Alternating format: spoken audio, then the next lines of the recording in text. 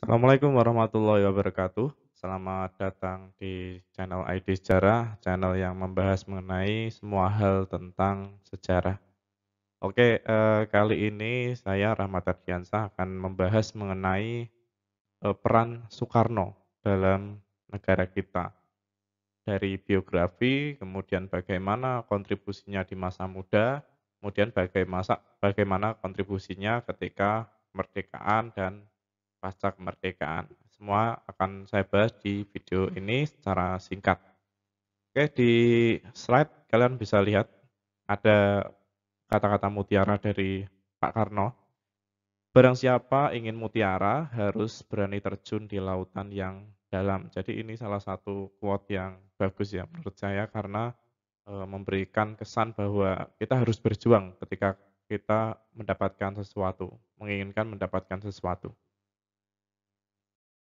Oke, Pak Ardi, awali dari Soekarno pada masa kecil. Jadi Soekarno merupakan anak dari, ayah yang berasal dari Jawa dan ibu yang berasal dari Bali. Nah, ayah Soekarno bernama Raden Sukemi Sosrodihardjo dan ibunya bernama Ida Ayu Nyoman Keduanya ini bertemu ketika sang ayah Raden Sukemi Sosrodihardjo itu, ke Bali untuk mengajar dan kemudian keduanya bertemu. Perlu kalian ketahui bahwa ibu dari Soekarno yaitu Ida Ayu Nyoman dia adalah seorang bangsawan dan kemudian dinikahi oleh Raden Sukemi Sosrodihardjo. Dari kedua pernikahan, eee, ayah dan ibunya itu, kemudian lahirlah Soekarno, yaitu pada tanggal 6 Juni 1901 di Surabaya. Nama Soekarno sebenarnya awalnya itu bukan Soekarno, tapi namanya adalah Kusno Sosrodihardjo. Nah, karena dia sakit kemudian digantilah nama dari Soekarno, yaitu berganti menjadi Soekarno. Dari awalnya Kusno Sosrodihardjo kemudian pindah menjadi nama Soekarno. Tradisi seperti ini di Jawa itu dulu itu biasa karena dianggap karena menanggung nama ya, namanya yang berat, kemudian sakit-sakitan, kemudian diganti nama. Banyak di tempat saya itu yang ganti nama karena dianggap, eee, tidak cocok dengan namanya dan kemudian sakit-sakitan, kemudian diganti namanya itu, awam di tempat saya. Kemudian secara singkat kalian bisa baca di slide. Jadi, eee, yang pertama Soekarno kecil berpindah-pindah tempat tempat tinggal dari Tulungagung pindah ke Mojokerto dan kemudian ke Surabaya. Kemudian ketika masa muda dia, melanjutkan pendidikannya, yaitu dimulai dari RT Inland School, kemudian ELS, HBS, dan kemudian yang terakhir adalah THS di Bandung. Kemudian perannya sangat besar bagi Indonesia yaitu memproklamirkan kemerdekaan RI. Pendidikan Soekarno. Soekarno kecil itu hidup bersama ibunya, ibu dan ayahnya. Dia hidup di Blitar, kemudian menempuh pendidikan. Pendidikan SD-nya itu diambil di Mojokerto yaitu SD Inland School. Kemudian setelah dari Mojokerto dia pindah ke Surabaya yaitu ke apa namanya Hokere Burger School atau HBS. Di Surabaya ini dia, hidup ngekos di kosnya Cokro Aminoto bersama beberapa orang kemudian, dia berlatih yang namanya, jiwa kepemimpinan dalam mengorganisasikan. Di Cokro Aminoto di kosnya ini ternyata ada beberapa orang yang kemudian menjadi nama-nama yang sangat terkenal di Indonesia, di antaranya ada Semaun, kemudian Darsono, Tan Malaka, Kartosoewirjo. Nah, orang-orang ini nantinya akan menjadi tokoh-tokoh di Indonesia, menjadi tokoh-tokoh besar, namun, sebagian berbeda pandangan mengenai, Indonesia. Ada yang kemudian mendirikan PKI, ada yang kemudian mendirikan negara Islam. Kemudian dari Hogere Borgeskor ini setelah dia lulus, kemudian, melanjutkan pendidikannya ke THS atau Technische Hogeschool di Bandung. Di THS ini dia menamatkan pendidikannya, yaitu pada tanggal 25 Mei 1926 dan kemudian setelah menamatkan di THS ini, dia mendapatkan gelar insinyur. Selanjutnya pergerakan Soekarno dalam rangka nasionalisme. Nah, dalam rangka memperjuangkan kemerdekaan Indonesia itu dilakukan jauh sebelum tahun-tahun kemerdekaan. Jadi dimulai pada tahun 1926, pasca lulus dari THS atau Teknik Heuge School, Soekarno kemudian mendirikan satu partai yang dinamakan Algemene Study Club. Algemene Study Club ini merupakan sebuah partai yang kemudian bertransformasi menjadi, partai PNI. Karena pergerakan di PNI yang kemudian banyak menyusupkan nilai-nilai nasionalisme dari Soekarno sendiri, maka tahun 1929 Soekarno ditangkap. Pada masa, pemenjaraan Soekarno, kemudian Soekarno juga menulis sebuah tulisan atau dinamakan pledoi, yaitu Indonesia Menggugat. Hingga akhirnya pada 31 Desember 1931, Soekarno dibebaskan oleh Belanda. Selanjutnya, pasca pemenjaraan tadi yang Pak Ardi jelaskan, bahwa, di pemenjaraan tadi, Soekarno dibebaskan di tanggal 31 Desember. Setelah Soekarno bebas, maka kemudian Soekarno kembali melakukan aktivitas politiknya lagi, yaitu dengan bergabung ke Partindo. Partindo ini merupakan partai yang, menjadi partai sempalan dari PNI atau, ganti dari PNI. Setelah PNI ini, ditutup aksesnya oleh pemerintah Belanda, maka kemudian berdirilah yang namanya Partindo. Kemudian pada tahun 1993, Soekarno ditangkap kembali dan kemudian diasingkan ke Flores. Soekarno sesekali mengirimkan, surat ke sahabatnya yaitu Ahmad Hasan, kemudian Soekarno, dipindahkan ke Bengkulu pada tahun 1938, Soekarno baru dibebaskan pada masa pemerintahan Jepang. Jadi di sini kita bisa, mengambil apa namanya, nilai ya bahwa pergerakan Soekarno itu sangat berbahaya sekali bagi Belanda. Maka Belanda tidak mau, ambil resiko, ditangkaplah Soekarno karena dia dianggap mampu menggerakkan massa dan kemudian setelah ditangkap dipindah ke, Bengkulu. Nah, berikut ini adalah tempat pengasingan dari Bung Karno. Ini adalah tempat pengasingan yang ada di, wilayah ND Flores. Kalian bisa lihat di situ sudah, apa namanya, dipugar, kemudian kalau kalian ke sana sekarang itu masih masih ada bangunan-bangunannya. Kalau kalian lihat di sini, ini merupakan tinggalan yang kemudian diperbaiki oleh pemerintahan dari ND Flores.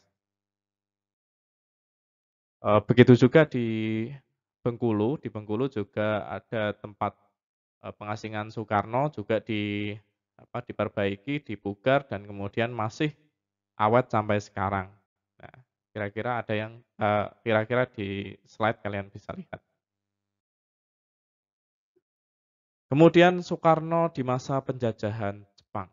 Kita ketahui sendiri bahwa 1942 Jepang mulai, masuk ke wilayah Indonesia.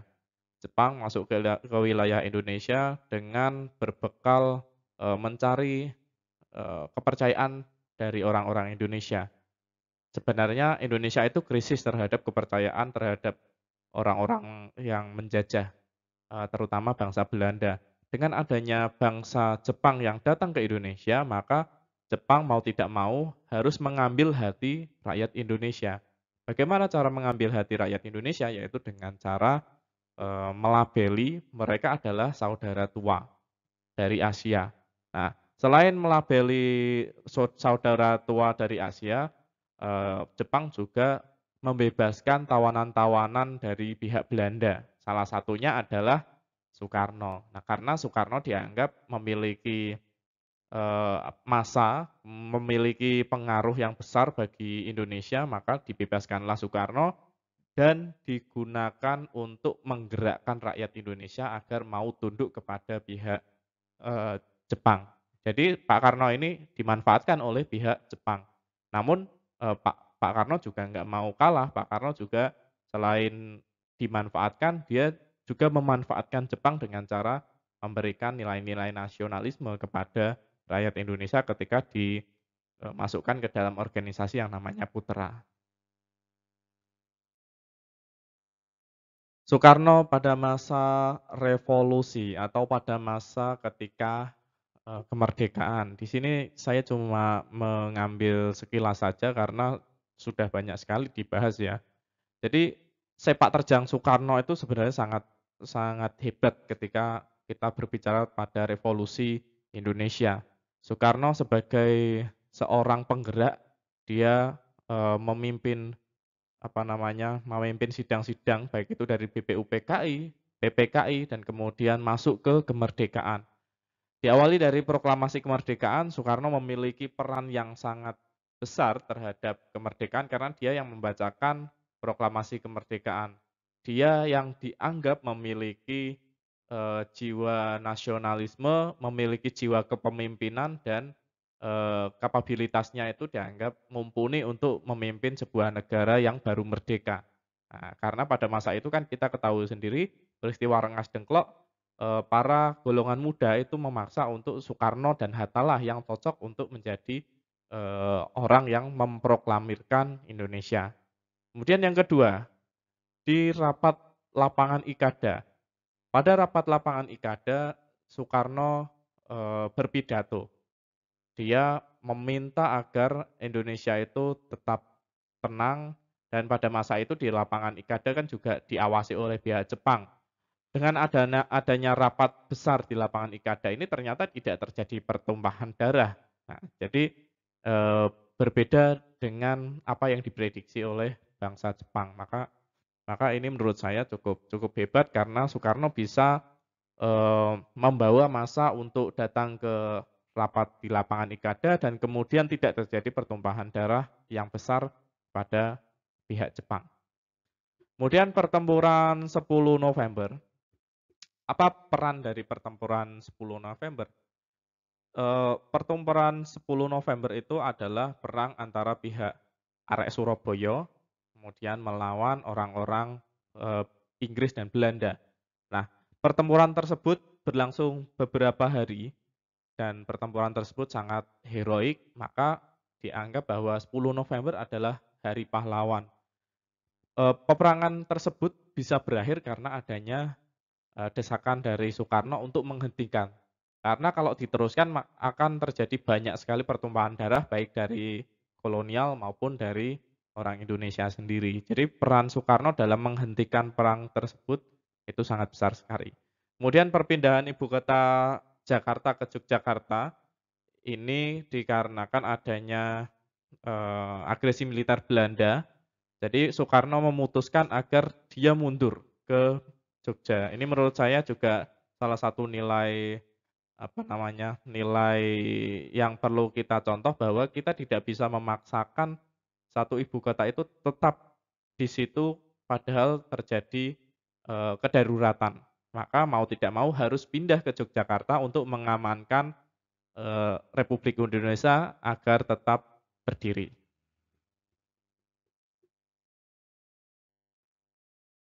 Kemudian Soekarno di masa kemerdekaan. Pasca revolusi. Pasca revolusi Soekarno memimpin negara selama kurang lebih 1945 sampai 1966.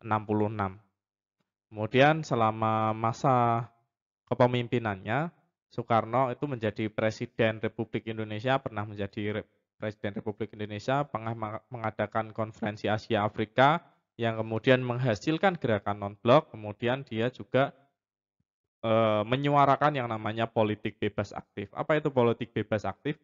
Bebas artinya bebas dalam memilih teman untuk kerjasama bilateral.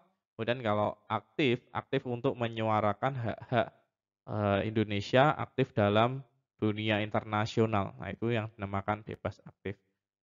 Itu. Untuk lebih lengkapnya kalian bisa simak di video-video yang terkait dengan pembahasan. Misalnya Padi membahas mengenai proklamasi Indonesia, kalian bisa langsung lihat ke situ.